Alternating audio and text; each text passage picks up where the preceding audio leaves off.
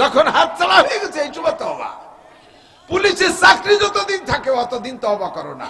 রিটায়ার্ডের পরে আসে সেই টাকা দিয়ে হজ করিয়েছে, আল্লাহরে বলুই বেলায় তুই আইছে, আল্লাহরে বলত পাইছে তো ওখানে যে মক্কায় যে কইছে আল্লাহর জীবনে কোনোদিন ঘুষ খাবো না, আল্লাহ কে খাবো না, কয় চাকরি ছুটি গেছে।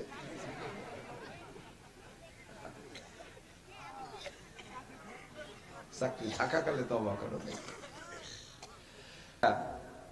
সূরা ইখলাস পড়লে অথবা যে কোনো জায়গায় বসে পড়লে আব্বা মার কবরের কাছে, মুরব্বীদের কবরের কাছে, যারই কবরের কাছে যে জিয়ারত করি উপরের থেকে যা পড়ি তার কবরে চলে যায়।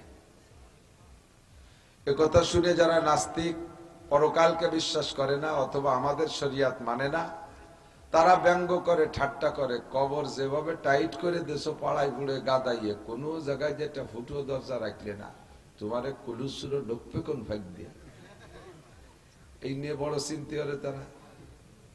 তাদের আবিষ্কারে আমাদের জবাব দিয়ে দিয়েছে। একটা মোবাইলের ভিতরে চট্টগ্রাম থেকে টাকা পাঠাইলে ঢোকে কি ঢোকে না, এ কোন ফুটোই দিয়ে ঢুকলো। তোমার মোবাইলে যদি তোমার আবিষ্কারে এমন ব্যবস্থা থাকে যে সারা পৃথিবীর যে কোনো জায়গাতে বিকাশ করলে ঢুকে পড়ে, টাকা ঢোকার সময় দেই না, এই টাকা যদি উড়িয়ে উড়িয়ে এসে ঢুকতো তাহলে কের মোবাইলে টাকা ঢুকতো না, পথে জাল পাইতে ধরিয়ে রাখতো মানুষ, আসমান সমান ফুটিয়ে জাল পাইতে একটা হোক আসতো না কপালে। কোন ভাগ্যে ঢুকে পড়ে। তো তোমার আবিষ্কারে যদি এমন হয়, আমার আল্লাহর কুদরতের চাইতে কোটি কোটি গুণ পাওয়ারওয়ালা। কবরে জানলা দরজা লাগবে না, এমনি ঢুকে পড়বে। কন্যা সুবহানাল্লাহ। এখানে বসে সুবহানাল্লাহ বললেন, জান্নাতের মধ্যে বিশাল একটা ফলদার গাছ লাগানো হয়ে গেছে। এই গাছটা আঠি পাঠাইলে কার কাছে, কি আঠি কি গাছ লাগাচ্ছে তা আল্লাহ জানে। কাটা আল্লাহ বাবরা গাছ তোমার বই হচ্ছে নাকি, ঠিক ছায়াদার ফলদার গাছ জান্নাতের মধ্যে লাগানো হয়ে যায় সাথে সাথে। তা আঠি পাঠাইলাম না, গাছ পাঠাইলাম না, কেউ রেদে পাঠালাম না, গাছ লাগানো হয় কি রে? তোমারও যেভাবে লাগানো হয় আমারও ওইভাবে লাগানো হয়। রকেট মঙ্গল গ্রহে যায়, ফ্লাইটের পরে মঙ্গল গ্রহ পর্যন্ত রকেট যাইতে 6 মাস লাগে। জমিনের থেকে ফ্লাইট করার পরে ওখানে পৌঁছাইতে 6 মাস লাগে। কয় মাস? 6 মাস। তো রকেটটা এতটুক সাইজ যে তার এক টাঙ্কি তেলে একবারে মঙ্গল গ্রহে যেতে পারবে না, অনেক টাঙ্কি লাগবে। ছোট্ট রকেটের যাত্রী কম, বডি ছোট, বিমান এত বড় 1200 যাত্রী নিয়ে দোতলা বিমান এমিরেটসের এক দেশ থেকে আর এক দেশে যায়। বাংলাদেশ থেকে এক টাঙ্কি তেল লোড দিয়ে এই এক টাঙ্কি তেলে আমেরিকা যাইতে পারে না, 16 ঘন্টা লাগে, মাঝে ট্রানজিট দিয়ে তেল নেওয়া লাগে। তো এত বড় বিমানের এক টাঙ্কি তেলে যদি আমেরিকা যাইতে না পারে, তো 6 মাস পর্যন্ত উড়িয়ে এই রকেটে যায়, তেল ছাড়া তো কিছু উঠতে পারে না। ও তেল পায় কোন জায়গা? আমি এই সায়েন্স পড়া একজনকে জিজ্ঞেস করছি, তুই কত কোয়ানে পাই? ও কয় যে আনতে ফুরে যাও, হইতে এসে আবার নিয়ে যায়। শটে মেরে দিছে। আমারও তো নিয়ে সেই জায়গা গেলে পুরো যাবে, তাকে ওই জায়গাতে ফিরে আসে না, মঙ্গল করে যায় না। মিথ্যে কথা কইস কাদি, কয় তা জানি না, ওরা যায় যাই বেড়ে, আমি যাইও না, তাহলে চিন্তা আমার না। আমি পরে এক পত্রিকায় বিজ্ঞান সাইড আছে না, একটা পেপার আছে না, এক পৃষ্ঠা বিজ্ঞান লেখে, ওখানে একদিন পড়তে পড়তে পাইয়ে গেছি তেল পাই কোন জায়গা। বিমানটা রকেটটা আকাশে যে জায়গা যে তেল ফুরাই যায়, উড়াই দেওয়ার পরে তো আর ইন্ডা উড়াই দিয়ে বাড়ি যে ঘুমাইতে হয় না, পালাক্রমে বিজ্ঞানীরা ওখানে কম্পিউটারে পাহারা দেয়, ওর উপরে কোনো বিপদ আপদ হলো নাকি, যান্ত্রিক সমস্যা হলো নাকি, সব ওই নিচে জানায়, এরা এখান থেকে সমাধান দেয়। তো ওই টাঙ্কিতে তেল ফুরাই গেলে নিচের কম্পিউটারের ভিতরে সিগন্যাল দেয়, তেল ফুরাই গেছে। সিগন্যাল দিল, তেল দেয় কিভাবে? জমিনের মধ্যে টাঙ্কি ভরা তেল আছে, কম্পিউটারের বাটনে চাপ মারে আর ওই জায়গার টাঙ্কি লোড হয়ে যায়। মানুষের আবিষ্কার। তো তোমার মঙ্গল গ্রহ পর্যন্ত 6 মাসের রকেটের টাঙ্কি কতবার লোড দেশ, তা যদি জমিনের টাঙ্কির ফুটোর মধ্যে তেল দিলে যদি যায়, এখানে দিলে ওই জায়গা ঢুকে যায়, তাহলে আমি ওই জায়গাতে সুবহানাল্লাহ বললে গাছের আঠি পাঠানো লাগে না, ওই জায়গা লাগানো হয়ে যায়। ফামা জবাবুকুম ফাহুয়া জবাবুনা, যে জবাব তুমি দিবা ওইটাই আমার জবাব। কতক্ষণ? আর দুনিয়া দারুল মিসাল, বিমানে যারা উঠছেন তাদের সামনে দেখবেন 4টি ইমিগ্রেশন আসে। 4টি ইমিগ্রেশন, পরিভাষা যে জগৎ তার পরিভাষাও সেরকম, বিমানের জায়গায় এক পরিভাষা। তো চেকপোস্ট, তারা কি কয়? Checkpost immigration. ফার্স্ট ইমিগ্রেশন আপনার প্রথম বিমান এয়ারপোর্টে ঢুকতে গেলে আপনার পাসপোর্ট দেখানো লাগে না, শুধু জিজ্ঞেস করে আপনি যাত্রী? জি আমি যাত্রী। ঢুকতে দেবে। ঢুকেই প্রথম ইমিগ্রেশন মেশিনে আপনার লাগেজ ব্যাগেজ জানেছেন এইটাকে পরীক্ষা করবে, ওর মধ্যে খারাপ কিছু আছে কিনা, আগ্নেয়াস্ত্র আছে কিনা, দূষিত কিছু আছে কিনা, সোনাদানা আছে কিনা, গাঁজা এবার নিচ্ছেন কিনা, এগুলো পরীক্ষা করবে। 2 নম্বর ইমিগ্রেশন আপনার পাসপোর্ট ইমিগ্রেশন, বিদেশে যাবেন পাসপোর্টটা সহি আছে কিনা। 2 নম্বর, 9 নম্বর, 6 নম্বর পাসপোর্ট, পুরন পাসপোর্ট দিয়ে এবার যাচ্ছেন কিনা, এগুলো পরীক্ষা। 3 নম্বর ইমিগ্রেশন আপনার টিকিট ইমিগ্রেশন, টিকিট আছে কিনা দেখান, আমলনামা। 4 নম্বর ইমিগ্রেশন আপনার বডি ইমিগ্রেশন, অনেকে নাকি পেটের মধ্যে সোনা খাইয়ে এসে বাংলাদেশে পায়খানা করে তাই বেশি খায়, এই 2 নম্বরই অতিশ কিনা। তো 4টি ইমিগ্রেশন ছাড়া আপনাকে বিমানে উঠতে দেবে না। 3টে পাস, একটা ধরা খেয়ে গেছেন। আমি মালয়েশিয়া যাওয়ার সময় ধরা খেয়ে গেছি, ব্যাগেজ থেকে সব ওকে, টিকিট পাসপোর্ট সব ওকে, বডি ইমিগ্রেশনে ধরা খেয়ে গেছি। আমি পকেটেতে সব বের করে দিছি, তারপরেও মেশিন গায়ে ধরলে রিং করে, বড় বেকায়দা। যারা ইমিগ্রেশন করতেছে তারা আমারে চেনে, তারাও লজ্জা পাচ্ছে যে সবাই ছাড়াই গেল, হুজুর ধরা খালো, কি আছে হুজুরি পেটের মধ্যে আল্লাহ জানে। তো এরা যারা আসছে ফেরেস্তা ইমিগ্রেশনের জন্য, এই ফেরেস্তা ফেল। নতুন একটা মহিলা ফেরেস্তা আইছে, এই মহিলা ফেরেস্তা আইসা আমার দিকে একটা লাইট মারলো, লাইট মেরিয়ে আল্লাহ, ও মহিলা ধরে বেড়াইছে। এত বড় বুজুর্গ, কয় হুজুর আপনার বুক পকেটে একটা পকেট ডায়েরি আছে, ডায়েরির ডায়ালের ভিতরে একটা ব্লেড আছে, ওই ব্লেডে ঝামেলা বাঁধাইছে। আমি, আপনি টের পেলেন কি? বহুত বড় মারেফতের পীর, এই মেশিনই করে দিছে, বেরোয় দিয়েছে। সত্যি কবে নখ কাটতে যায় ওর মধ্যে চুয়ে দিছি, আর ফেলাতে মনে নাই, ধরা হয়ে গেছে। আল্লাহ রসুল বলেন, লা তাজুলু কদমা ইবনি আদম ইয়াউমাল কিয়ামাতি হাত্তা ইউসআলা আন আরবা। হে বনি আদম, কিয়ামতে তুমি জান্নাতে যাওয়ার আগে আল্লাহ পাকের সামনে 4টি ইমিগ্রেশনে তুমি ধরা পড়বা। 1 নম্বর ইমিগ্রেশন আন উমরিহি ফিমা আফনা, তোমারে যতটুকু হায়াত দেয়া হয়েছিল এই গোটা জিন্দেগি কোন কাজে ব্যবহার করছো বলে যাও। বহুবার শুনেছেন, আমাদের কাছ থেকে শুনতে শুনতে কান তেলসা হয়ে গেছে। আজকে একটু নতুন মেজাজে শোনেন কথাটা কি বলছি। গোটা জিন্দেগির হিসাব আপনাকে আল্লাহর সামনে দেওয়া লাগবে। মানুষের সামনে মানুষের হিসাব দিতে হিমশিম খেয়ে যায়, বিপদের সম্মুখীন হয়, কম্পন শুরু হয়ে যায়, হার্ট স্পন্দন শুরু হয়ে যায়, হিসাব দিতে গিয়ে স্টক করে পড়েও যায়। কতক্ষণ ঠিক কি ঠিক না? মানুষও মানুষ, আমিও মানুষ, যার কাছে হিসাব দিচ্ছি সেও মানুষ, আমি হিসাব দিচ্ছি আমিও মানুষ। আরে দুনিয়ার এই মানুষের কাছে মানুষের হিসাব দিতে ধরা পড়ে যায়, আর মানুষের কাছে সব বিষয় হিসাব দেওয়া লাগে না। আওয়ামী লীগের এই 16 বছরের আগে যে প্রথম নির্বাচন, ওই নির্বাচনের আগে 3 বছর ছিল তত্ত্বাবধায়ক সরকারের আমল। ফখরুদ্দিন, ইয়াজউদ্দিন, মঈনুদ্দিন, কতক্ষণ? ফখরুদ্দিন ছিল তত্ত্বাবধায়ক সরকারের প্রধান, ইয়াজউদ্দিন সাহেব ছিলেন প্রেসিডেন্ট, মঈনুদ্দিন সাহেব ছিলেন সেনা প্রধান। 3 জনের যৌথ অভিযান ছিল, উভয় দলকে গ্রেফতার করেছে। আওয়ামী লীগ বিএনপির বড় ছোট কোন নেতা রেহাই পাই নাই।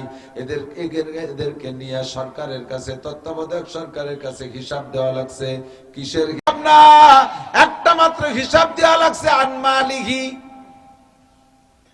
তুমি ঢাকায় আসলে ভাঙ্গা সুটকেস আর সিরা গেঞ্জি নিয়ে এত বড় ভবনের মালিক হয়ে বাড়ি গেলে কিভাবে? আর তুমি ঢাকায় আসছো গার্মেন্টসের চাকরি করতে, কোটি কোটি টাকার মালিক হইলে কিভাবে? ঢাকায় তুমি এই ঢাকার সদরঘাটে দিয়ে তুমি ফেরি করে বাদাম বেচে বেড়াইছো, সেই লোকটা তুমি এখন এত বড় নেতা হইলে কিভাবে? ইন্ডাস্ট্রিজ কলকারখানার মালিক হইলে কিভাবে? মাত্র অনলি একটা হিসাব দিয়ে যাও। এই একটা হিসাব দিতে যে এ দল ও দল, সব দলের নেতারা ভীত সন্ত্রস্ত। অনেকে হিজরত করে ইন্ডিয়া চলে গেছে, অনেকে হিজরত করে লন্ডনে অন্য দেশে চলে গেছে। কথা ঠিক ঠিক না? আর যারা হিসাবের কাঠ গড়ায় দাঁড় কইছে ফখরুদ্দিন, ইয়াজউদ্দিন, মঈনুদ্দিন, তাদেরকে হিসাবে ধরা কইরা রমজানের আগে ইতিকাফে বসায় দিয়েছে জেলখানায়। বেশি বেশি ইতিকাফ করেন, আল্লাহ বিল্লাহ নামাজ কালাম তো আগে পড়েন না, একটু ভালো পড়েন। ওই সময় বহুত নেতারা, আমাকে আওয়ামী লীগের এক নেতা নামও কয়ে দেয়, সালমান এফ রহমান সাহেব, উনি ওই গনেই কোরআন শরীফ পড়া শিয়ে বেলাইছে জেলখানায় বসে। আপনাদের সন্তান এমপি শহীদ সাহেব মুফতি শহীদুল ইসলাম সাহেবের কাছে 5 পারা মুখস্থ বলে করছিল, যা শুনি আর কি। এতে কাবে বসায় দিছে ফখরুদ্দিন, ইয়াজউদ্দিন, মঈনুদ্দিন, মাত্র একটা হিসাব মাল সম্পর্কে। আর আমার আল্লাহর সামনে 4টি হিসাব দেওয়া লাগবে কি লাগবে না? ও যুবক, পাগলামি করিস না শোনা, ভাষা কান্দে শুনিস না, অন্তরে কান্দে শোন। একটু হিসাব করে দাও। আল্লাহু আকবার। 4টি জিন্দেগির হিসাব দেওয়া লাগবে। 1 নম্বরে গোটা 70-80 বছরের হিসাব। আমার মুরব্বী বাবারা কেউ কি বলতে পারবেন? আপনারা যদি এখন হিসাব নেওয়া হয়, আজ থেকে 40 বছর আগে যে ফজরের নামাজ ওইটা আপনি পড়ছেন কি পড়ছেন না, ওটা আপনি বলতে পারবেন না। আজ থেকে 1 সপ্তাহ আগে সকালবেলা কি খাইছেন তাও মনে নাই। হিসাব দেওয়াই লাগবে একেবারে পাই টু পাই। فمن يعمل مثقال ذرة خيرا يره ومن يعمل مثقال ذرة شرا يره। ওই জায়গায় হিসাবে ধরা পড়বে, জাররা পরিমাণ যদি নেকি করে থাকো তাও তুমি পেয়ে যাবা, জাররা পরিমাণ গুনাহ করলে তাও তুমি পেয়ে যাবা। নিজেই বলতে বাধ্য হবা, লা ইউগাদিরু সাগীরাতান ওয়ালা কাবীরাতান ইল্লা আহসাহা ওয়া ওয়াজাদু মা আমিলু হাযিরা ওয়া লা ইয়াজলিমু রাব্বুকা আহাদা। আল্লাহু আকবার। আপনি নিজেই বলবেন, আল্লাহ আমার একটা সগীরা কবিরা কোন জায়গা লুকানো নাই। কোন বাগানে বৈশা বৈশা গাঁজা খাইছি, কয় বন্ধু আড্ডা করেছি, কোন জায়গা বাস স্ট্যান্ডে ট্রাকের পিছনে দাঁড়াইয়া 4-5 জন জামাতে পেশাব করছি, সব ফেরেশতারা লিখে রাখছে। শেষ রাত্রি কম্বলে তলে শুইয়া প্রেমিকার সাথে প্রেম গল্প করছে, এই ফেরেশতারা কি করে টের পেলো? আমি তো কম্বলের তলে ছিলাম। আল্লাহ কি আজীব কারবার, সব লিখে রাখছে। আপনি নিজেই স্বীকার করতে বাধ্য হবেন। গোটা জিন্দেগির হিসাব। 2 নম্বর হিসাব হবে আনুমরিহি ফিমা আবনা আনসাবাবিহি ফিমা আবলা। হে আমার প্রাণ প্রিয় বন্ধুবার যুবক মহোদয়, ভালো করে কান খাড়া করে শোনো, যৌবনকালের হিসাব কিন্তু আলাদা দেয়া লাগবে। 80 বছরের মধ্যে সব আছে, তবে যৌবনের কালের হিসাবটা একটু আলাদা ভাবে নেবে। এই সময়টা ভেরি ভেরি ইম্পর্টেন্ট টাইম। এই সময় ভালো কাজও বেশি করা যায়, মন্দ কাজও বেশি করা যায়। যৌবনকালে অন্যায়ও যেমন বেশি করা যায়, ইবাদতও বেশি করা যায় কি যায় না? যত সেনাবাহিনীর সৈনিক সব যুবক একটু বার্ধক্য আসলে রিটায়ার করে বাড়ি পাঠাইয়া দেয়। যুদ্ধের ময়দানে সৈনিক লাগে যুবক, ও জায়গায় 80 বছরের বুড়ো নিয়ে কোনো কাজ নাই। কাজ হয়, আর বুড়োর ডায়াবেটিস পাহারা দিতে 3-4 জন লাগে, বুড়োরে শোয়াইতে উঠে বসাতে 3-4 জন লাগে, বুড়োরে অজু গোসল করাতে গরম পানি দেয়া লাগে। অমন বাকড়াই বুকলো আথাল কুড়িয়ে বুড়ো নিয়ে কোনো লাভ নাই। কাজে ও জায়গা লাগে যৌবনকালে যুবক। যুবক ইচ্ছা করলে তুমি এই শীতের রাত্রে, শেষ রাত্রে তোমার অজু গোসল যেটা দরকার, কচুরির নিচে ঠান্ডা পানিতে গোসল করে দাঁড়িয়ে দাঁড়িয়ে খালি গায়ে, আরে চাদর গায়ে না দিয়ে, কম্বল গায়ে না দিয়ে, শুধুমাত্র পাঞ্জাবি পায়জামা পরে তুমি পাগড়ি বাঁধে ফজর পর্যন্ত দাঁড়িয়ে নামাজ পড়তে পারো। তোমার যৌবনের রক্তের গরম আছে। কথা বলেন ঠিক কি না? এ যুবক, তুমি ইচ্ছা করলে এই ফরিদপুর থেকে বাইসাইকেল চালাই ইস্তেমার মাঠে যেতে পারো। 31 জানুয়ারি, 1-2 ফেব্রুয়ারি ইস্তেমা, তুমি বাইসাইকেলের পিছনে ব্যাটিং বাঁধে সাইকেল চালায় ঢাকা যে ইস্তেমায় অংশগ্রহণ করতে পারো। তুমি চরমোনাই বরিশাল যে ওখানে যেতে পারো। আবার ইচ্ছা করলে তুমি এখান থেকে সাইকেল চালায় ওড়াকান্দি ঠাউর বাড়ি যে ইবাদত বন্দেগী করতে পারো। সব ভালো মন্দ সবই তোমার এই বয়সে করার সময়। এই 2 কাজে বুড়ো মানুষ নেওয়া সম্ভব না। যৌবনকালে তুমি হজে যাবা, জাবালে নূরের কাছে যে তোমার ভিতরে একটা জজবা চেপে, একটা এশকে আসক্ত হইয়া যাইবা। আর এই পাহাড় দেখে তৃপ্তি পাইতেছি না, ওই পাহাড়ের কোন গুহার মধ্যে আমার নবী বসে জিব্রাইলের সাথে সাক্ষাৎ করেছে, আমি সেই জায়গা ঢুকবো, আমি সেই জায়গা ঢুকবো। যৌবনকালে গেলে তুমি ভাইয়ে সেই জায়গা যাইতে পারবা। আর 80 বছরে বুড়োর নিচে যাইয়া উপর দিক চেয়ে লম্বাটা হাই সাইডে চলে আসবে। সবাই মতো আসতে পারলাম না।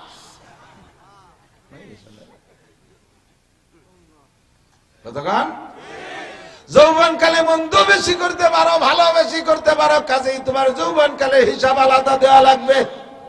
দর জওয়ানি তওবা করদান শিবায়ে পয়গম্বরিস, দর জওয়ানি আমাদিক, দর জওয়ানি তওবা করদান শিবায়ে পয়গম্বরিস, অত্তে ফিরি গুরগে জালেম বিশাবত পরহেজগার। যৌবনকালে ইবাদত করা নবীওয়ালা স্বভাব, যৌবনকালে দিনদার হওয়া নবীওয়ালা স্বভাব। আরে বুড়ো হয়ে গেলে রয়্যাল বেঙ্গল টাইগারও মুরিদ হইয়া যায়। আমি একবার গিয়েছি শরণখোলা, একেবারে শেষ প্রান্তে সুন্দরবনের গোড়ায়, রাজাপুর গ্রামের নাম। ওই জায়গায় মাহফিলে গেছি। ওই এলাকার পরিভাষাই আলাদা, প্রত্যেক এলাকার পরিভাষা আলাদা। আমি আর মজিবার দ্বারকা, বলমারি মজিবার দ্বারকা মোটরসাইকেল জিজ্ঞেস করি যে ভাই রাজাপুর কতদূর? যাইতে থাকেন এই জায়গা থেকে জিজ্ঞেস করতেছেন। একলি কি মনে হয় 60-70 কিলো আছে। আমি একটা পরিমাণ বলেন কয় কিলো করে, আরো 2 কিলো তো হবেই। তুমি ওইরকম আক্কা বাক্কা খেয়ে করতেই হবে। যাইতে থাকেন এই জায়গা থেকে জিজ্ঞেস করতেছেন, তাতে তো ওরা 200 মাইল সামনে রয়েছে।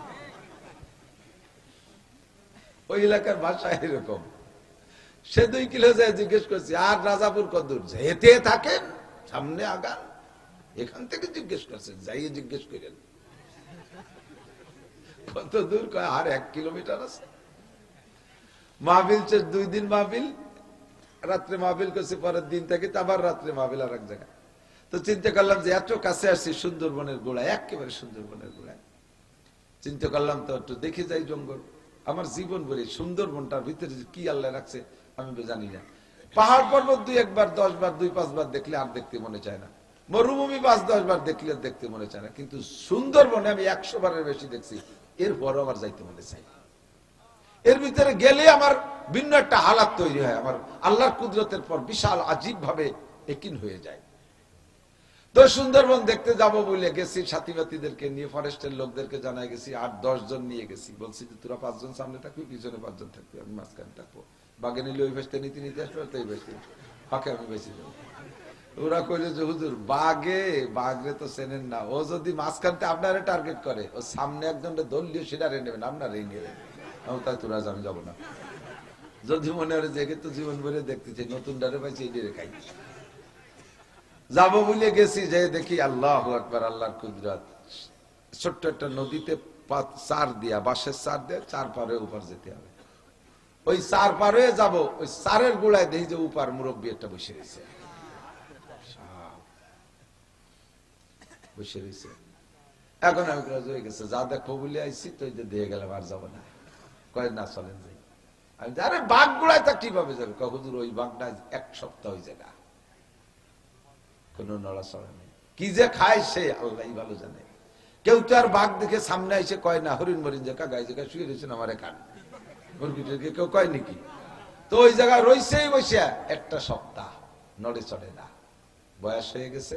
আগে লাভ দিলে সামনের দিক 22 হাত যেত, লাভে বাঘের লাভে 22 হাত।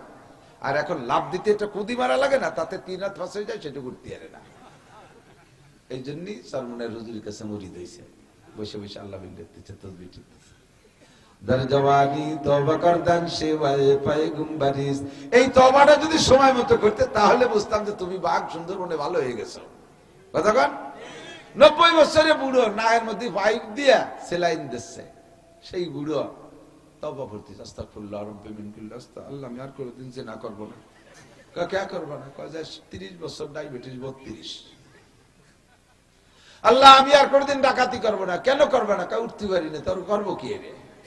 এই জন্যই মেম্বারশিপ মেম্বারি থেকে ফেল করার পরে পরের বছর হতে পারি নাই, এবার তবলিগে যে তওবা আর কোনোদিন টোন মারবো না, আর বিজেপ কার্ড বেশি খাবো না। কে খাবো না? এবার হতে পারি নি, তো খাবো কি রে? লাইনে থাকতে তওবা করো। কথা বলেন, লাইনে থাকতে তওবা করো।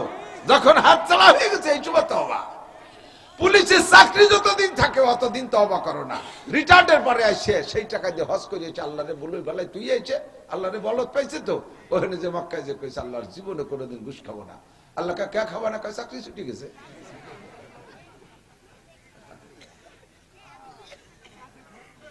চাকরি থাকাকালে তওবা করো। আল্লাহ পাক বলেন, ইন্নামাত তাওবাতু আলাল্লাহি লিল্লাযিনা ইয়ামালুনা সু থুম্মা ইয়াতুবুনা মিন করিব। সকল লোকের তওবা গ্রান্ট হবে যারা তওবা করছে গুনাহ করার এনার্জি থাকতে, গুনাহ করার এনার্জি থাকতে, গুনাহ করার সুযোগ থাকতে তওবা করছে। গুনাহটা হয়ে যেতেই পারে, গুনার জগতে গুনাহ হবে। আল্লাহ কয় সুম্মা ইয়াতুবুনা মিন কারিবিন, অতি তাড়াতাড়ি তওবা করে ফেলাইছে। আল্লাহ আমার ভুল হয়ে গেছে, আল্লাহ এমন তওবা তুমি করবা, নিয়ত করবা যে আর কোনোদিন এই গুনাহ করব না, তাহলে ওই তওবা তোমার কবুল হয়ে যাবে। আর তওবা যদি কবুল হয়ে যায়, আল্লাহ পাক বলেন يضاعف له العذاب يوم القيامة ويخلد فيه مهانا إلا من تاب وآمن وعمل عملا صالحا فأولئك يبدل الله سيئاتهم حسنات। তোমার তওবা যদি কবুল হয়ে যায় রে বন্ধু, তোমার কপাল খুইলা যাবে। সারা জীবনে যত গুনাহ করেছো সব গুনাহ আল্লাহ পাল্টাইয়া নেকি বানাইয়া দিবে। তবে মনে রাখবা, আরে মারছি তো মার্ডারে যাবেন তো, এই পানি হলো বরফের চাইতে ঠান্ডা। এক ফোঁটা তালুতে পড়লে একেবারে পাততালি বন্ধু শুরু হয়ে যায়। ওয়ালাইসাতিত তাওবাতু লিল্লাযিনা ইয়ামালুনা সাইয়্যাত হাত্তা ইযা হাদারা আহাদাহুমুল মাউত হাত্তা ইযা হাদারা আহাদাহুমুল মাউত ক্বালা ইন্নী তুবতুল আন ওয়ালাল্লাযিনা ইয়ামুতুনা ওয়া হুম কুফার উলাইকা আতাদনা লাহুম আযাবান আলীমা। আমার আল্লাহ যে কি সুন্দর কোরআন শরীফ সাজায় রেখেছে, শুধু খুঁটে খুঁটে বের করে বলতে পারলেই ওয়াজ হয়ে যায়। আল্লাহ পাক বলেন ওয়ালাইসাতিত তাওবাতু, ওই সমস্ত মানুষের তওবা কবুল করা হবে না, ওই সমস্ত মানুষের তওবা গ্রহণ করা হবে না, অথবা ওই সকল মানুষের তওবা নসিব হবে না। ওয়ালাল্লাযিনা ইয়ামুতুনা ওয়া হুম লাইসাতিত তাওবাতু লিল্লাযিনা ইয়ামালুনা সাইয়্যাত। বুঝে বুঝে গুনাহ করে, বুঝে বুঝে গুনাহ করে, বুঝে বুঝে গুনাহ করে, জানি শুনে গুনাহ করে, আর মনে মনে অপেক্ষা আছে মরার আগে একবার ফাইনাল তওবা করে নেব। এই অপেক্ষা করতে করতে হাত্তা ইযা হাদারা আহাদাকুমুল মাউত, ইতিমধ্যে মরণ এসে গেছে। ইতিমধ্যে মরণ আসলে কি করে? সুম্মা হাত্তা ইযা হাদারা আহাদাকুমুল মাউত ক্বালা ইন্নী তুবতুল আন, এখন কা আল্লাহ আমি এখন তওবা করি, আস্তাগফিরুল্লাহ। মরার সময় কি কয়? আস্তাগফিরুল্লাহ। আল্লাহ কয় কাম হবে না, এখন তওবা করো কেন? কয় তওবা না করে যাবো কোন, গুনাহ করার শক্তি নেই তো। আল্লাহ কয় আল্লাহ দিকে তার কাম হবে না।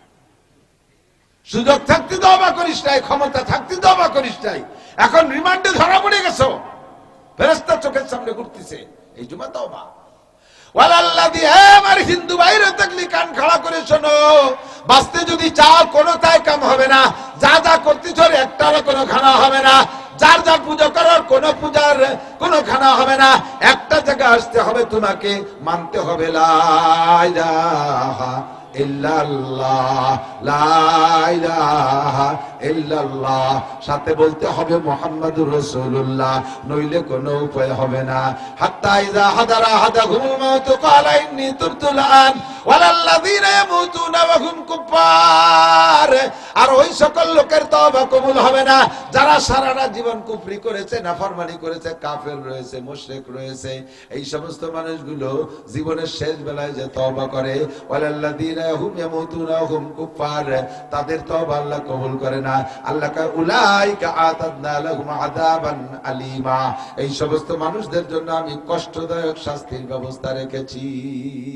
নড়িস রে যুবক, মাথার মধ্যে নে, কথা পেট ভরে খাইয়ে যা, দাস্তা বকারে 10 বছর সারে মার রেখে দাও, কাজে লাগবে। যদিও সাপের মাথাও কোনো কোনো সময় কাজে লাগে। বার্ধক্যে যে একটা দিন বুঝবি, যখন হাত পার বল কমে আসবে, চোখের পাওয়ার কমে আসবে। এখন তো ভাবতেছিস না যে এই চোখের পাওয়ার কি কমে? আরে বালুর মধ্যে যদি একটা বালু হারায় যায় তাও আমি খুঁজে পাই, আমি চোখ দিয়ে দেখি। দিনের বেলা আকাশে তারকা দেখি, আমার চোখের পাওয়ার কি কমে নাকি? 40টা বছর বয়স বানাইতে দাও খালি, কোনো মতে 40 পুরে একটা দিন বেশি হইলে তোমার ভিতরে মরণের সিগন্যাল আসবে, বার্ধক্যের সিগন্যাল সর্বপ্রথম আসবে, তোমার চোখের পাওয়ার দুর্বল হয়ে যাবে। 40 পার হওয়ার সাথে সাথে চোখের পাওয়ার কিছু না কিছু কমবেই কমবে। 40 পার হওয়ার পরে যত বড় সুঠম্পটির অধিকার হও না কেন, তোমার যৌবনের ভিতরে আংশিক ঘাটতি আসবেই আসবে, আংশিক ঘাটতি আসবে যৌবনের ভিতরে। 40 পার হওয়ার সাথে সাথে, 40 পার হওয়ার সঙ্গে সঙ্গে তোমার দেহের ভিতরে চুলদাড়ি লোম পাকা শুরু হবে এবং সর্বপ্রথম নাকের মধ্যে লোম পাকে, সর্বপ্রথম পাকে নাকের মধ্যে লোম। কারণ নাকের মধ্যে দিয়ে জানটা আসা যা করে, আল্লাহ নাকের মধ্যে লোম পাকায় তোমার মরণের চিঠি দিয়ে দিছে। ও দোস্ত যুবক, এখন ভাবতেছো না অতি যে কোনো সময় চলে আসবে, সময় কিন্তু ধীরে ধীরে চলেই যাচ্ছে। আশাবা সগীরা ওয়া আফনাল কাবীর কাদরুল গদাতে ওয়া মাররুল আশি। এই তো সেদিনকে ছোট ছিলাম, চিন্তা করে দেখেন তো আমার বুড়ো বাবারা, এই তো প্রাইমারি গেলাম, একসাথে কয়জনে গেলাম, মারামারি করে তারপরে পড়াশোনা শুরু করলাম। এই তো চলে গেল প্রাইমারি, হাই স্কুল, কলেজ, বিশ্ববিদ্যালয় চলে গেল। এই তো সেদিনকে চাকরিতে জয়েন করলাম, কি করে 35টা বছর চলে গেল। এখন রিটায়ার্ডও করে দিল, রিটায়ার্ডও চলে আসলাম সেদিন। তা দেখতে দেখতে 12 বছর রিটায়ার্ডের বয়স হয়ে গেল। এমন করে দেখতে দেখতে সব চলে যায়। তোমার আমার চলে গেছে, বহু বুড়োদের চলে গেছে। আর যুবক তোমাদেরও কিন্তু যাবে, সময় বেশি দেরি নাই। এই জন্য পাগলামি করো না। আনসাবাবিহি ফিমা আবলা, যৌবন কালটার একটু তৈরি করো। 3 নম্বরে তোমার মাল ব্যাগেজ সম্পর্কে ইমিগ্রেশন হবে, তোমার ব্যাগেজ ইমিগ্রেশন হবে। মাল কোত্থেকে কামাই করেছো, কোথায় খরচ করেছো, হালাল ভাবে কষ্ট করে মাথার ঘাম পায়ে দিয়ে টাকা পয়সা কামাই করে হারাম জায়গা খরচ করেছো, গাঁজা কিনে খরচ করেছো, এবা কিনে খরচ করেছো। অথচ ওই টাকা কামাই করেছো দিনের বেলা ভ্যান রিক্সা চালাইয়া, পরের মাঠে কামলা কিষেন দিয়ে রোদের পিঠ পুড়া রোদের ভিতরে পেঁয়াজ লাগাইয়া, পেঁয়াজ উঠাইয়া, আরে গলা সমান পানির মধ্যে দাঁড়াইয়া পাট বাইসা কামলা দিয়ে পয়সা কামাই করেছো। এই পয়সা খরচ করতেছো গাঁজা বা ফেন্সিডিলের পিছনে, এই পয়সা খরচ করতেছো পাশা বেরোনো প্যান্ট কিনে, এই পয়সা খরচ করতেছো বউ বাচ্চার ল্যাংটা পোশাক কিনে, এই পয়সা খরচ করতেছো প্রত্যেক সপ্তাহে শনিবারে তুমি ব্যারাকের কিস্তি দিয়া। কামাই করছো ভালো, খরচ করছো আজানা। এটাও যেমন অন্যায় করেছো, আবার কামাই করছো অন্যায় ভাবে। ঘুষ খাইয়ে মোটা টাকা কামাই করেছো, সুদ খাইয়ে মোটা টাকা কামাই করেছো, চুরি ডাকাতি করে মোটা টাকা কামাই করেছো, জাতির হক কলম দিয়ে মারিয়ে দিয়া মোটা টাকা কামাই করে ওই টাকা দিয়ে তুমি মসজিদ মাদ্রাসা বানাই দিয়েছো, কাবা ঘরের গিলাপ কিনে দিয়েছো। আল্লাহ কয় তুই অন্যায় করছিস তাই সে বড়, তোরে পিটাইতে হবে স্যান্ডেলের মাথায় পায়খানা মাখাইয়া। কথা কন ঠিক কি ঠিক না?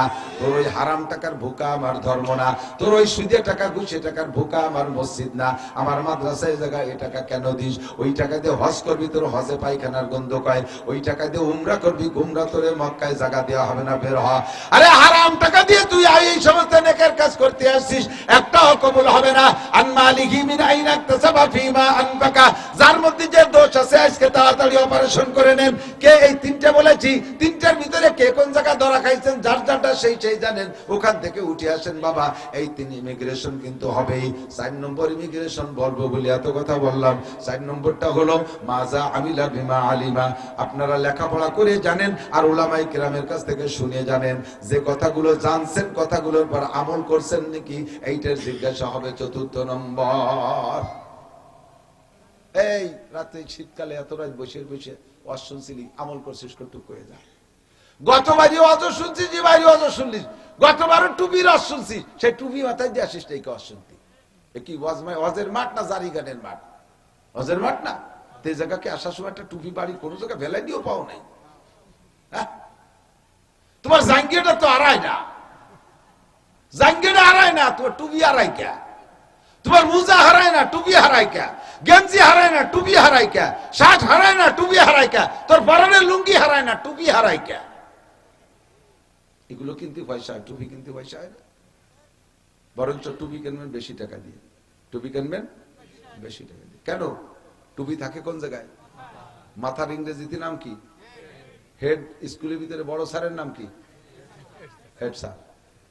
হেড মানে প্রধান, হেড মানে, তাহলে বোঝা যায় বডির ভিতরে মাথা প্রধান। তাহলে প্রধানরে দেবেন প্রধান পোশাক। জাঙ্গি কিনছেন 700 টাকা দিয়ে, টুপি কিনছেন 3.5 টাকা দিয়ে। আল্লাহকে কত বড় বেইনসাফ। এখন কিনা ভুল হয়ে গেছে বলে ব্যবহারের সময় এটা ঠিক করলে হবে না, যে জাঙ্গি মাথায় যে নামাজ পড়ে এটা বেশি টাকা দিয়ে কিনছি, টুপি। মুসলমান কিনা ভুল হয়েছে, তোর ব্যবহারও ভুল হয়ে যাচ্ছে। ভুল কিনছিস কে? টুপি হবে সবচেয়ে দামি। আজকে থেকে পাক্কা প্রতিজ্ঞা করেন, টুপিটা হবে সবচেয়ে দামি। পুরুষের স্বাস্থ্য টুপিতে। বান্দরে চুল কাটিয়ে তুমি যে ডগ দাও, তুমি তো খুশিতে বাঘ বাঘার ঘাড় এরকম করে। তোমারে দেখি আমরা বুঝি যে তুমি আন্তর্জাতিক খ্যাতি সম্পন্ন বাদামি। ইন্টারন্যাশনাল দামড়া, বিশ্ব খবিস, একেবারে বেঢঙ্গা। তোর চুল ধরে ফেরেশতারা লাইতে লাইতে নেবে। তোর চুল আর মেসির চুল একরকম, তোর চুল আর পশ্চিমে খ্রিস্টানদের চুল একরকম, দুই চুল এক জায়গা থাকছে। পুরুষের সাজ পুরুষের পোশাকের ভিতরে। টুপিটা পরলে কত সুন্দর লাগে। এই কলেজের ছেলেরা টুপি পরলে মনে কর মাথায় একটা চুমু খাই। আর যে উমো জুমো চুল রাখছে এই কুত্ত চুলা দিয়ে, গোস্বালিক কাটিং। গোস্বালিক কাটি জানেন? শালিক দুই প্রকার, ভাত শালিক আর গোস্বালিক। গোস্বালিক কি পায়খানা খাইয়ে এই গলার হেন্দে সুলে টুলে সাদে যে সাইডে থায়, এগুলো সব গোস্বালিক কাটিং। গাজা মাজা গৌমু তাবা জাবা খাইয়ে কুত্ত চুলা দিয়ে উপরে সাইডে রাখছে, কারণ বোঝা বেরিয়ে বোয়া লাগতে পারে, সেই জন্য মাথায় চেটে রেখে দিয়েছে। কার এই স্বভাব? কার জায়গা মতো আসতে হবে। পুরুষের সাজ পোশাকে, ঠিক না? টুপিটা ভালো বানাবেন। পুরুষের সাজ দাড়িতে। দাড়ি রাখলে পুরুষকে ঢক দেখা যায়, দাড়ি না রাখলে তো বেডঙ্গা। আতাউল্লাহ শাহ বুখারী রাহমাতুল্লাহ, মুখ চাইছে ফেললি তো মহিলাদের মতো হয়ে যায়। হ্যাঁ, ক্ষতি করলাম না সবটুক না, কব না। আতাউল্লাহ শাহ বুখারী রাহমাতুল্লাহ আলাইহি উনার এক জেনারেল বন্ধু দাওয়াত দিয়েছে। উনি বহুত বড় আলেম। কাদিয়ানি গোলাম আহমদ কাদিয়ানিরে সরাসরি সামনের পর বসে জুতো মারছে, মানে ভাষার জুতো। তাই আতাউল্লাহ শাহ বুখারীরে ওনার এক জেনারেল বন্ধু দাওয়াত দিয়েছে। দাওয়াত দিয়ে নিয়ে আর এক সেই জেনারেল বন্ধুর আর এক বন্ধু আছে, একটা হলো হুজুর বন্ধু হলো, আর একটা হলো পাবলিক বন্ধু। দুই বন্ধুরে দাওয়াত দিয়েছে। নিয়ে সকালবেলা খানা তো হুজুরকে দাওয়াত দিয়ে নিলি পারা বাড়ি এলা, বন্ধু হোক আর যেই হোক, বাড়ি যদি পোলা বান্ধা একটু ঝাড় ফুক দিয়ে নেয়। তো ওই বাড়িওয়ালা বন্ধুর একটা ছোট্ট মেয়ে ধুমসা কান্দা কান্দে, তার কান্দা মতো কোনো তাই যেতে পারতেছে না। আতাউল্লাহ শাহ বুখারী গেলে হুজুরের কাছে আইলে দিয়েছে, হুজুর আমার মেয়েটা একটু জ্বালিয়ে দেন দোস্ত, আমার মেয়েটা খালি কান্দে। আতাউল্লাহ শাহ বুখারী এইরকম ঝাঁকড়া বাবরি আর এত বড় দাড়ি, মোষ ওইরকম রাখতেন, শুধু সামনে দিয়ে পানি খাওয়ার জন্য ক্লিয়ার রেখে মোষ দিয়ে দাড়ি দিয়ে মিশে একটা বিকট চেহারা। তো হুজুরির কোলে আইলে দেশে ঝাড় দিতি, হুজুর কোলে আইলে ওরে দোয়া কালাম বলে হু দেশে, ও আরো চিৎকার বেরিয়ে কি করে উঠছে, হু দেয় আর আরো চিল্লে। আর ওই যে জেনারেল বন্ধু আর একটা, সে কইতেছে দোস্ত আপনাকে সেই হুজুর নাই, সেই ঝাড় বুকের কেরামতি হুজুর নাই, আমার কাছে দেন এমনি শেখে দিলেন। উনি নিয়ে বইয়ের সাথে জড়াই দিলে, মুখের সাথে মিশেছে, সত্যি বাচ্চা থেমে গেছে। দেখছেন আপনাকে হুজুরকে কেরামতি শেষ, আমার কোলে এসে থেমে গেছে। আর আতাউল্লাহ শাহ বুখারী বলতেছে দোস্ত কারামতি টারামতি কি, আমি তো অন্য একটা জিনিস বুঝছি, থামলো কেন? কি বলছেন? বাচ্চারা স্বাভাবিক ভাবে মহিলাদের কাছে দুর্বল, মার কাছে দুর্বল, ওই জায়গা গেলে ঠান্ডা হয়ে যায়। আর পুরুষের কাছে গেলে পারা তার একটু অশান্তি লাগাটা স্বাভাবিক। ও আমার মুহির দিক চেয়ে দেয় যে ভিটামিন সির মতো দেয়া যাচ্ছে, তোমার মুহির দিক চেয়ে দেয় তোর মার মুহির মতো দেয়া যাচ্ছে। ওর মার মুহিও দাঁড়িয়ে নেই, তোমার ও মনে হচ্ছে মার করে আসছে।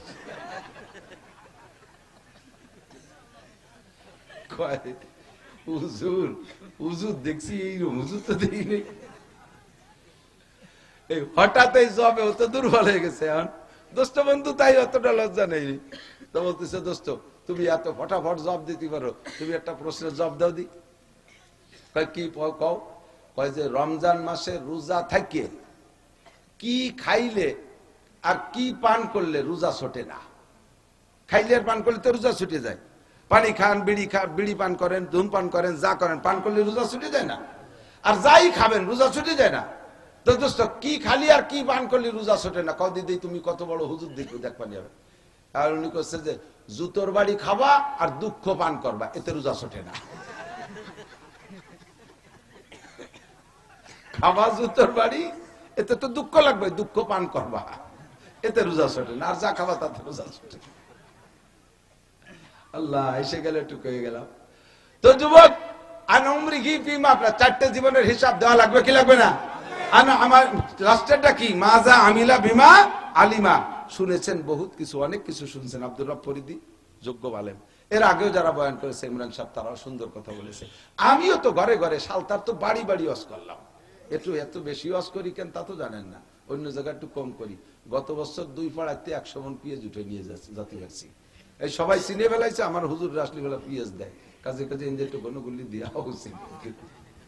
যার কাছে পিএস খাই, এই বছর যে পিএসের দাম কিনে খাতে গেলি আমার ঘর বেঁচে পিএস কিনা লাগতো। এখনো আপনাদের সালতার পিএস আমার সিলিং এ আছে, আলহামদুলিল্লাহ। দোয়া করি আল্লাহ তাআলা যেন ভালো ফলন দেয়, বলেন আমিন। দেবেন, আপনারা দেন, এই দেওয়ার অভ্যাস আছে বিদায় আল্লাহ আপনাদেরকে দেয়। এই পিএস আমাকে ওই জায়গা নিয়ে লাগাই, যারটুক লাগাই তার একটু ছোট হয়ে যায় 3 মাস পরে। আমাকে অধিক হয় না। আম মধুমতি নদীর উপারে চারা এনে এবার লাগাইছি, উপায় আমি একটাও পক নাই, এবার এনে সেই চারা লাগাইছি, তারা যেভাবে পরিচর্যা করতে গেছে করছি, আমও সুন্দর হয়েছে। কাটিয়ে দিয়ে যে ভিতরে ইঞ্জিনিয়ার বসে রয়েছে, কোন ভাগ্যে ঢোকছে, ফুটো দরজা কিচ্ছু নেই, ভিতরে বাংকার বানায় বসে রয়েছে। তো জাগার আর আঞ্চলিক বরকত আছে, আপনাদের খেদমতেরও বরকত আছে, আশেপাশে যথেষ্ট মাদ্রাসায় দেন না, এর একটা বরকত আছে। আর দেবেন কেন, আর হুজুরা নেবে কেন?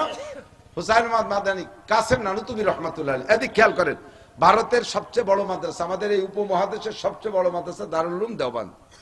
এই মাদ্রাসা যখন প্রথম করে কাসেম নানুতুবি রহমাতুল্লাহ আলাইহি ছাত্রদের মাধ্যমে মুষ্টি আটা কালেকশন করতে দেওবন্দ শহরে। মুষ্টি আটা আমাকে দিত, মুষ্টি চাউল, মুষ্টি আটা। তো মুষ্টি আটা কালে সরকারি দান অনুদান নাই, মাদ্রাসার কোনো সম্পদ নাই, ছেলেরা খাবে কি, গরিবের তাই বেশি আসে। তো মুষ্টি আটা কালেকশন করে সপ্তাহে শুক্রবারে। বেশ কিছুদিন এরকম করার পরে এক বড় লোক আইসা ওর নজরে পড়ছে, আইসে হুজুরে বলতেছে, হুজুর আল্লাহর দিন আল্লাহই চালাবে, তো তাই বলে এরকম আল্লাহর মেহমান শুক্রবারে, প্রত্যেক শুক্রবারে বাড়ি বাড়ি ভিক্ষের দরজায় দরজায় যে ভিক্ষের মতো হাত পাতবে, ব্যাগ নিয়ে যে ঘুরবে, আমার ভালো লাগতেছে না। এই হিন্দুরা দেখলে কি কয় যে ইসলাম এত ফকির যে দূরে দূরে বিক্রি বেড়ায়। হুজুর কামিয়াতে খাওয়াবো কি? নানুতুবি রহমাতুল্লাহ নিজে দেওবন্দের রেল স্টেশনের থেকে ফুলকপি আর পাতাকপির যে উচ্ছিষ্ট আলগা পাতাটা থাকে না, এটা যে অনেক সময় আড়তে নিয়ে কেটে কুটি ফেলায়, দেওবন্দ রেল স্টেশনের আড়তে এইগুলো কেটে ফেলাই। তো নানুতুবি রহমাতুল্লাহ নিজের লুঙ্গি একটা পরা আর একটা লুঙ্গি নিয়ে ওই লুঙ্গির ভিতরে ফেলাই নিয়ে পাতা বাঁধিয়ে বস্তা মানে টুল্লা বাঁধিয়ে নিয়ে মাদ্রাসায় নিয়ে ওই কুচইয়ে চুরইয়ে ছাত্রদেরকে রান্না করে খাওয়াইছে। এত কষ্ট, এত অভাব সেই সময় ছিল, একথা আমরা বিশ্বাস করতে চাইতাম না। কিন্তু এখন আর আমাদের সময়টার ভিতরে আকাশ পাতাল হয়ে গেছে, আকাশ পাতাল হয়ে গেছে। বাথরুম ছিল কি আমাদের সময় মাদ্রাসায়, বাগানের ভিতরে খাল কাটিয়ে নাড়াই দিয়ে বেড়াই দিয়ে পায়খানা বানাইছি বাঁশ বাঁধ দিয়ে। আর বর্ষাকালে তো নিচে সরোবর থাকে, একক তো পায়খানা করে দিলে যারটুক নিচে ভরে তার চেয়ে বেশি ঢুকাইছে গায়ে লেগে যায়। গোসল না করে ঘরে ঢোয়ার কায়দা ছিল না, ঠিক না? আর বছরে 1-2 বার নাড়াই দিয়ে বেড়া দেওয়া লাগছে। আর এক পায়খানায় বসে 3 জনের ডিস্টার্ব করতো। আমাকে এক ছাত্র ছিল জন্মের ফাজিল, নাড়ার বেড়া তো একজনের বাইরে এসে কাজ দিয়ে ভিতরে ঢুকতে হবে, ও যেটাই বসে রয়েছে পাশেরটার দরজায় যে একজনের কাজ দিচ্ছে ওইটার সাথে মুখ মিশে কাজ দেয়, তার মানে কেমন ওইটি রয়েছে ফিরে ও ঘুরে এটি আছে এটি আছে মুখ মিশে কাজ দেয়। একা 3 পায়খানা দখলে বসে। আর এখন পায়খানা অ্যাটাচ বাথরুম, তারপরে কয় যে টাইলস কি আছে, হাই কমেন্ট আছে, তো ছাত্ররা হাই কমেন্ট ছাড়া রাখবে না। কত বড় লোক, আকাশ পাতাল হয়ে গেছে। নানুতুবি রহমাতুল্লাহ আলাইহি এইভাবে ভিক্ষা করায়, কালেকশন করায় মুষ্টি আটা। বড় লোক একজন এসে কয়, হুজুর আমার খুব খারাপ লাগে, ছাত্ররা এভাবে ভিক্ষা করতে পারবে না, হুজুর কয় এটা খাওয়াবো কি? ওই বড় লোক কয়, হুজুর আপনার সারা বছরে কত মন আটা লাগে একবারে হিসাব দেন, আমি যদি বলেন মাসে মাসে পৌঁছাই দেব, যদি বলেন সাপ্তাহিক পৌঁছাই দেব, যদি বলেন পাক্ষিক 15 দিন অন্তর পৌঁছাই দেব, যদি বলেন একবার আপনার 365 দিনের সব আটা আমি একবার দিয়ে দেব। আল্লাহর মেহমানরা দাঁড়ে দাঁড়ে ভিক্ষা করতে পারবেন না, জোরে কন্যা সুবহানাল্লাহ। লোকটা বড় কলিজাওয়ালা মানুষ, ইসলামের শ্রদ্ধাশীল মানুষ, কথা কোন ঠিক না? এই লোকটা নানুতুবি রহমাতুল্লাহকে প্রস্তাব দিলে হুজুর তাৎক্ষণিক ভাবে হা বা না কোনো জবাব দেয় নাই। কয় বাবা কালকে তোমারে জবাব দেবো, আজকে না। কেন? কয় আমার রাত্রে একটা পরামর্শ মিটিং আছে, ওই মিটিং এর পরে রেজাল্ট দেবো, রেজাল্ট যা আছে সেইভাবে বলবো। মিটিংটা কার সাথে করবে? বড় লোকরে বিদায় দিয়া হুজুর মিটিং মাদ্রাসার কমিটি নিয়ে বসে নাই, মহল্লায় যারা এই মুষ্টি আটা দেয় তাদের সাথে পরামর্শ। সর্বপ্রথম গেছে দেওবন্দের কাছে, এক বুড়ির কাছে যাইয়া বুড়ির বাড়ি যে বলছে, বুড়ি আমি তোমার সাথে একটু পরামর্শ আসছি, তুমি যা বলবা বলো, একটু পরামর্শ দাও। কাই কি বাবা কান্নানো তুমি? কাই আমাদের একজন বড় লোক আইসা পুরো বছরের আটা দিতে চাইছে, তোমাদেরও কপাল ভালো, আমার ছাত্রদেরও কপাল ভালো। এভাবে শুক্রবারে বাড়ি বাড়ি ঘুরে ঘুরে ভিক্ষা করা লাগবে না, তোমাদেরকে আর বিরক্ত করবে না, মুষ্টি আটা দেয়া লাগবে না, বড় লোক সারা বছরের আটা দিয়ে দেবে। বুড়ি তুমি এ ব্যাপারে কি বলো? বুড়ি খতখত করে কেন্দে দিয়ে কয়, ও নানু তুমি, তাহলে বুঝছি তুমি আমাদের গরিব মানুষদেরকে ভেস্তে যাইতে দিবা না। তুমি তোমার বড় লোক নিয়ে তোমার হুজুরকে নিয়ে ভেস্তে যাবা, আমরা সাধারণ পাবলিক আমাকে ভেস্তে যাইতে দিবা না। আমরা নামাজ কালাম অত বেশি পড়তে পারি না, ইবাদত বন্দেগী বেশি করতে পারি না, কোরআন কিতাব পড়তে জানি না, সারা রাত জেগে জেগে ইবাদত করতে পারি না, হাজারো গুনাহ খাতা করে বসে থাকি। সপ্তাহে একদিন এক মুঠ আটা দিয়া আল্লাহর মেহমানরা খাবে, কোরআন পড়বে, সেই ওসিলায় ভেস্তে যার আশা করতাম। তুমি বড় লোকের আটা পাইয়া সেই কালেকশন বন্ধ করে দিবা, মানে আমাদের গরিব মানুষদেরকে তুমি ভেস্তে যাইতে দিবা না। ঠিক আছে নানু, তুমি তোমার বড় লোক আর হুজুরকে নিয়ে ভেস্তে যাও। নানু তুমি রহমাতুল্লাহ আলাইহি বুড়িরে বললেন, বুড়ি কোনো চিন্তা করবেন না, ওই বড় লোক যদি আমার সারা জীবনের আটা দেওয়ার কন্ট্রাক্ট নেয়, সারা জীবন মাদ্রাসা চালানোর কন্ট্রাক্ট নেয়, আর টাকাও দেয়, তবু আমার মুষ্টি আটা কালেকশন চলবে। আমার এলাকার জনগণকে আটার মাধ্যমে আমি বেচতে নিয়ে যাব। কাজী উলামায়ে কিরাম পিএস কালেকশনে আসবে, পাট কালেকশনে আসবে, বিরক্ত হবেন না বাবা, বিরক্ত হবেন না। আর কালেকশনের সময় যা দেবেন খেয়াল রাখবেন, লান তানালুল বিররা হাত্তা তুনফিকু মিম্মা তুহিব্বুন। ছিঁড়া ফাটা কাটা পচা এগুলো দেবেন না, পাট দেবেন না নষ্ট পচা কালাগুলো, পিএস কাটা কুটো যে কি পিএস গুলো রিজেক্ট, এগুলো দেবেন না। আল্লাহ কয় অতক্ষণ পর্যন্ত নেকির আশা করতে পারো না যতক্ষণ তুমি তোমার পছন্দের মাল দান না করো। সিদ্দিকা আয়েশা রাদিয়াল্লাহু তাআলা আনহার কাছে এক ভিক্ষুক মহিলা আয়েশা হাত মারছে, ইয়া উম্মাল মুমিনিন, ওগো মা আয়েশা, আমি গরিব মানুষ, আমি নামাজি মহিলা, আমার পর্যাপ্ত পোশাক নাই, যা পোশাক পরিয়েতে সতর ডাকে না, নামাজের সময় হয় না, তোমার যদি ঘরে অতিরিক্ত পোশাক থাকে পুরন কাপড়, আমাকে একটা সেট দাও, একটা পোশাক দাও। সিদ্দিকা আয়েশা রাদিয়াল্লাহু তাআলা আনহা তখন নতুন একটা কাপড় অনেক সুন্দর পছন্দ মতো বানাইছে। যুবতী মেয়ে, তো যুবতী মেয়ে, মাত্র বয়স 17-18 বছর, এই সুন্দর একটা কাপড় বানাইছে তার পছন্দ মতো। হযরত আয়েশা রাদিয়াল্লাহু তাআলা আনহার কাছে যখন ফকির মহিলা হাত মারছে পোশাকের জন্য, আয়েশা ঘরে যাইয়া নিজের পরনে যে পুরন কাপড়টা ছিল ওইটা চেঞ্জ করে নতুনটা নিজে পইরা এই পুরন কাপড়টা দিয়ে দিয়েছে ফকির মহিলাকে। ফকির মহিলা তো পাইয়া এক তো পোশাক একটু হলো, দ্বিতীয়ত নবীর স্ত্রীর, নবীর প্রিয় স্ত্রী আয়েশার পোশাক, ও যেন জান্নাতের পোশাক পাইছে, খুশিতে আত্মহারা নিয়ে রওনা দিয়েছে। এর মধ্যে এই কারবার দেখছে রাসূলুল্লাহ সাল্লাল্লাহু আলাইহি ওয়াসাল্লাম।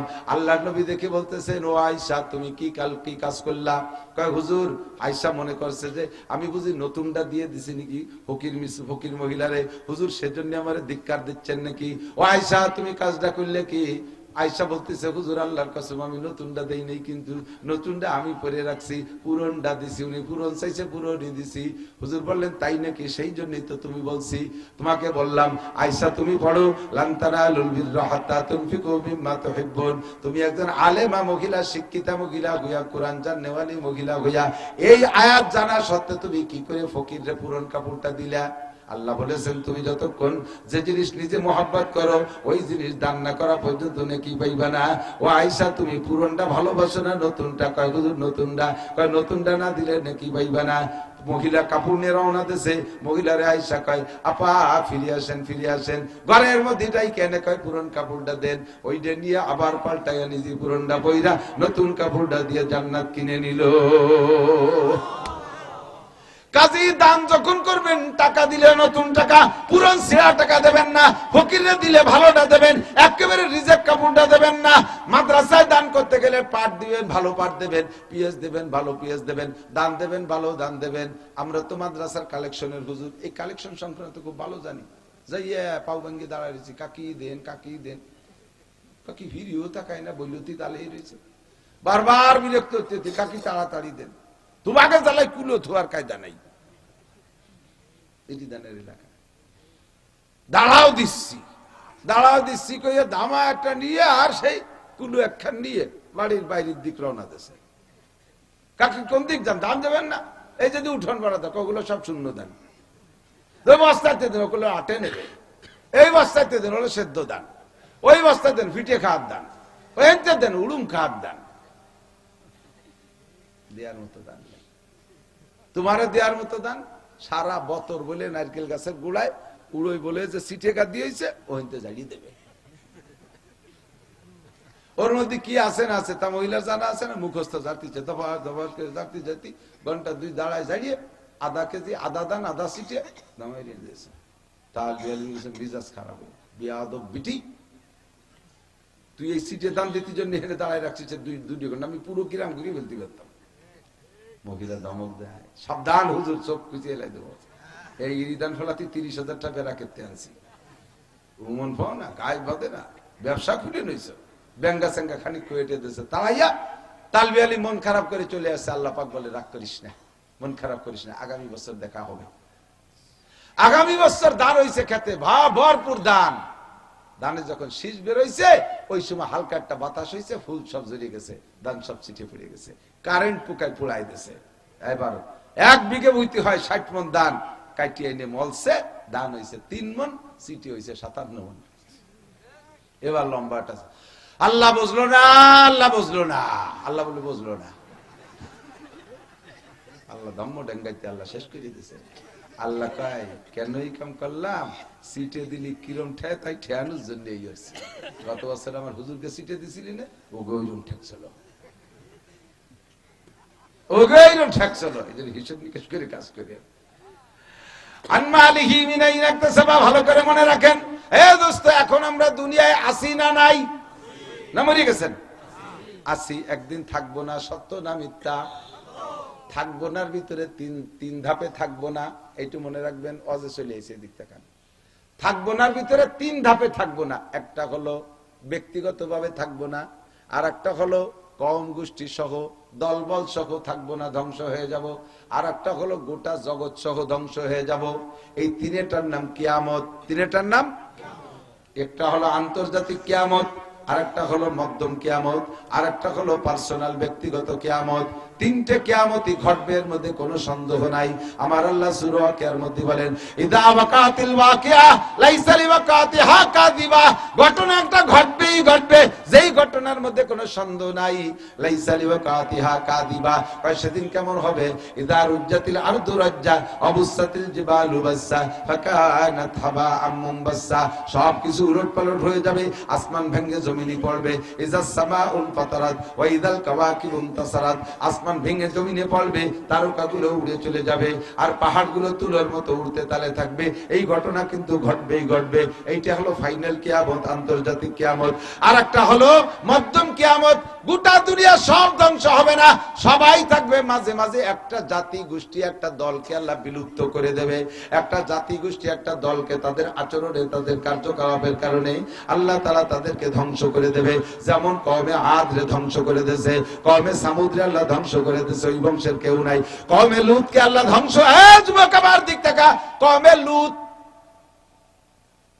এই লূতে কারবার বর্তমানে বিশ্বের অনেক দেশে সাংবিধানিক ভাবে পাশ হইছে, বলতে গেলে শরম লাগে, বলতে শরম লাগে। তারপরে একটু সতর্ক করার জন্য না বলে পারি না। আল্লাহু আকবার। আশা করি আমার বাংলাদেশে নাই, তবে ঘরোয়া ভাবে বিভিন্ন জায়গায় অন্যায় চলতেছে। পুরুষে পুরুষের সমকাম, পুরুষে পুরুষের সমকাম, যা গত 2 বছর আগে থেকে ট্রান্সজেন্ডার নামে শুরু হয়েছে, ট্রান্সজেন্ডার নামে শুরু হয়েছে। আমরা আন্দোলন করেছি ট্রান্সজেন্ডারের এগেইনস্টে, কিন্তু তা সরকারি ভাবে নিষেধ হইল। ভিতরে ভিতরে ট্রান্সজেন্ডার কার্যক্রম চলতেছে। নারীরা পুরুষের বেশ ধরবে, পুরুষটা নারীর বেশ ধরে এক সমাজে থাকবে, জিনা ব্যভিচার হইতে থাকবে। আর পুরুষে পুরুষে জিনা ব্যভিচার, যৌন চরিতার্থ করা, এর নাম হলো লেওয়াতাত। আর এই কাম করে কওমে লূত, হযরত লূত আলাইহিস সালামের কওমকে 80 স্কয়ার মাইল, 80 স্কয়ার মাইলের ভিতরে তাদের বসবাস ছিল। জিবরিল আলাইহিস সালাম আর মিকাইল আলাইহিস সালাম মাটির নিচে ডানা ঢুকাই দিয়া এই 80 মাইল জায়গাটার জমিনকে ওদের সব সহ আকাশে উঠাই নিয়া আল্লাহ পাক আকাশে ফেরেশতা মোতায়েন করে রেখেছে। ঠিকানায় অ্যাড্রেস সব বোমা বানায় রাখছে। ওই জায়গায় নিয়ে কায়দা মতো বোমা বর্ষণ করে, তুলো ধুনা পেশা করে জমিনদারে উল্টাইয়া মাটির নিচে ডাবাই দিয়েছে। ওই 80 মাইল এখনো জায়গা, এখনো ওই 80 মাইল জায়গা সাগর হইয়া আছে। ওর পানি কালো, একেবারে মিচমিচে কালো। ওই পানির ভিতরে 1 কেজি পানিতে 800 গ্রাম লবণ আছে। গায়ে পাথর বাঁধতে নামলে ওই পানির মধ্যে ডোবে না। এইটা জর্ডানের ভিতরে অবস্থিত। এই কওমে লূতকে আল্লাহ ধ্বংস করে দিয়েছে, একটাও রাখে নাই। আদ আর সামুদকে আল্লাহ ধ্বংস করে দিয়েছে, রাখে নাই। আল্লাহু আকবার। এমন করে মাঝে মাঝে মাঝে মাঝে, আর নাম বলবো না, চোখের সামনে দেখতেছেন, দেখতে পারবেন, যাদের কর্মকাণ্ড খারাপ হবে আল্লাহ তাআলা তাদের জীবদ্দশায় কওমকে আল্লাহ তাআলা বিলুপ্ত করে দেবে।